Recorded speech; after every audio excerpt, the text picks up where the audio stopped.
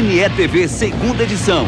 Oferecimento MMS Saúde, o plano perfeito, o plano de saúde da sua empresa.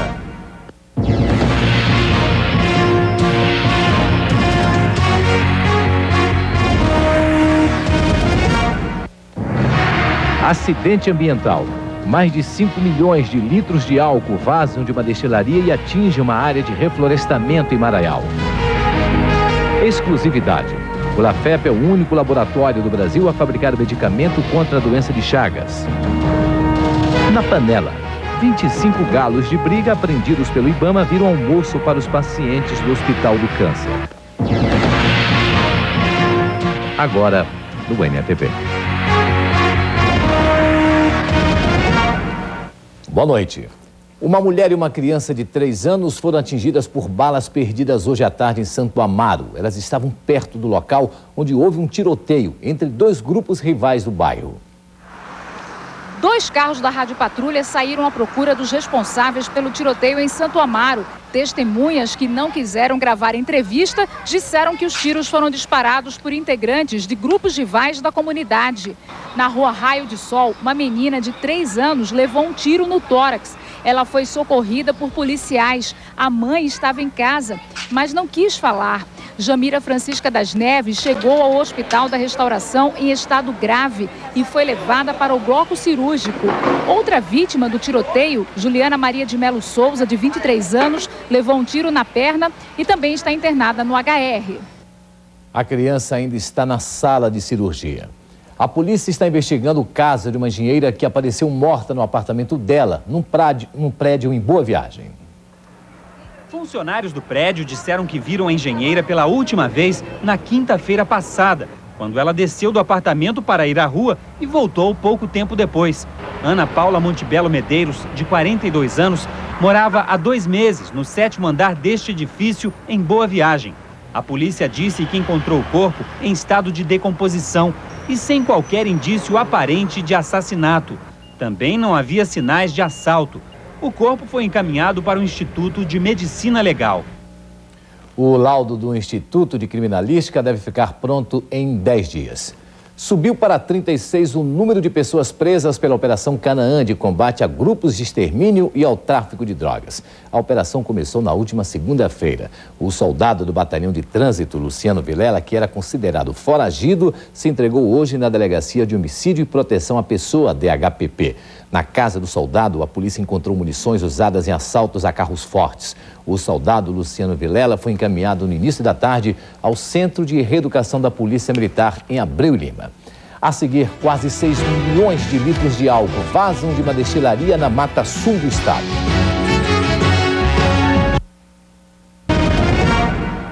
O ex-prefeito de Itamaracá, Joel Monteiro, foi condenado a 6 anos de prisão. Ele é acusado de participar de contratação irregular de obras na época em que foi prefeito, de 96 a 2000, no valor de R$114 mil. A sentença foi dada pela juíza auxiliar de Itamaracá, Ana Regina Lemos de Barros. Outros 3 funcionários da prefeitura também foram condenados pelo mesmo motivo. Sandra Maria da Silva Paiva, Sueli Maria de Paiva Monteiro e Vilma Maria Aires Soares. A condenação dos funcionários é de 2 anos e 8 meses de prisão. Todos poderão recorrer da decisão da juíza em liberdade. 5 milhões e 800 mil litros de álcool vazaram de uma destilaria em Maraial, na Mata Sul do estado. O álcool hidratado usado como combustível atingiu um rio que fica numa reserva florestal. O vazamento de álcool matou dezenas de animais do rio Pirangi. A população aproveitou para pegar os peixes. Gente que ficou assustada com o cheiro forte do combustível. Juntei meus netos e corri de casa. Foi, todo mundo de lá de riba correu. Dormiu fora de casa. O vazamento partiu daquele tanque que armazenava 5 milhões e 800 mil litros de álcool. O combustível desceu por esta área de reflorestamento e chegou ao rio. A área ficou interditada. A água utilizada foi bombeada do rio. O vazamento continuou durante toda a tarde. Mangueiras foram utilizadas para evitar a explosão.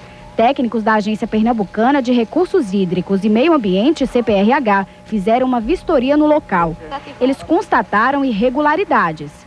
A empresa não possui bacia de contenção, que seria uma contenção para receber todo esse álcool, no caso, no eventual vazamento. Então a gente estou conversando com a gerência para fazer as medidas de contenção. De início eu vou deixar uma intimação para a empresa executar a bacia de contenção dos tanques. A destilaria São Luís voltou a funcionar no começo da tarde. A fábrica tem 25 anos, produz 350 mil litros de álcool hidratado por dia. A produção é vendida para companhias de petróleo de todo o país. Corresponde a 10% do álcool produzido no estado.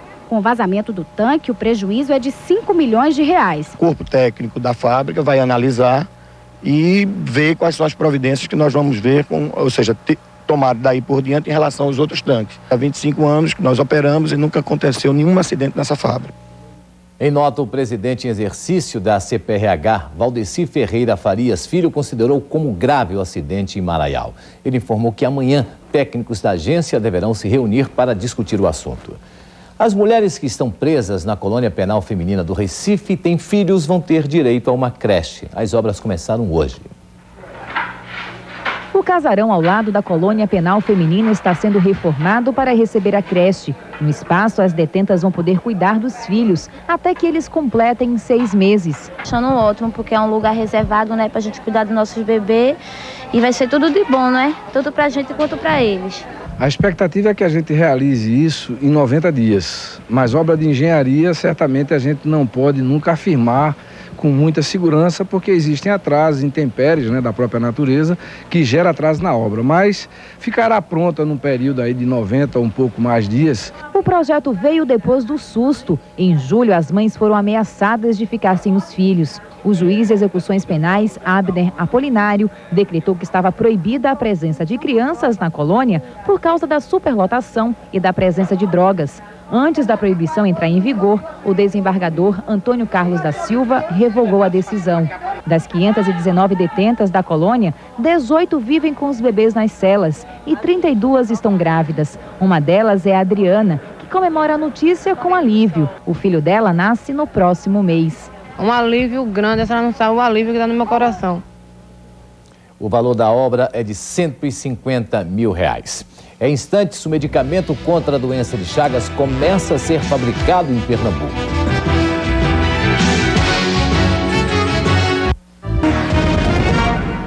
O Lafep é o único laboratório do Brasil a fabricar a partir de agora o remédio para tratar a doença de Chagas. Em Pernambuco, 170 mil pessoas sofrem da doença transmitida por um inseto, o barbeiro. A produção de benzonidazol é a estreia do Laboratório Farmacêutico de Pernambuco no mercado estrangeiro. A substância é a base para fabricar o único medicamento que trata a doença de Chagas no mundo. Até então, era um laboratório suíço que detinha a tecnologia. A estimativa para o mercado mundial é de 1,5 milhão a 2 milhões de comprimidos. Para o Brasil, são 500 mil. Tudo o que há 40 anos vinha da Suíça será feito somente aqui, em Pernambuco. A remessa para o Ministério da Saúde está pronta e as exportações devem começar até o fim do ano. O diretor técnico industrial do Lafep falou sobre as vantagens da produção do remédio aqui no estado. É que você tem a garantia do abastecimento desse produto, que atinge uma parcela considerável da população brasileira. Esse é um produto direcionado àquelas populações de países pobres, ou seja, em desenvolvimento ou desenvolvido. O Hospital Oswaldo Cruz é referência no tratamento da doença de Chagas. A transmissão se dá pela picada do barbeiro, inseto que hospeda o parasita Trypanosoma cruzi. Estima-se que o Brasil tenha 3 milhões de doentes de Chagas, 170 mil aqui em Pernambuco. 30% dos pacientes de Chagas desenvolvem problemas cardíacos. Tem hora que se dispara, assim, aquele bestado que nem cresce, é grande. O coração se dilata, ficando com 2 vezes ou mais do que o tamanho normal.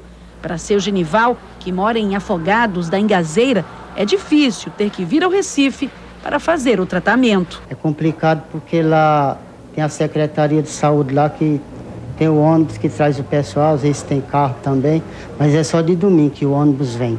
Aí a gente tem a consulta aqui de quinta ou de sexta, que seja, com o médico que acompanha a gente, e a gente é obrigado a pagar a passagem, porque não Não tem carro da prefeitura para a gente vir nesses dias, né? Nos últimos 20 anos, foram diagnosticadas quase 400 mil mortes no país por complicações decorrentes da doença de Chagas.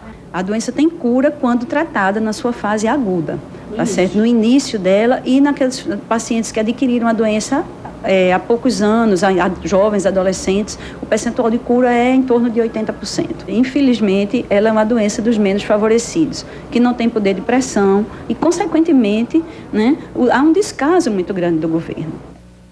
25 galos de briga apreendidos pelo Ibama numa rinha clandestina em Olinda foram parar na panela.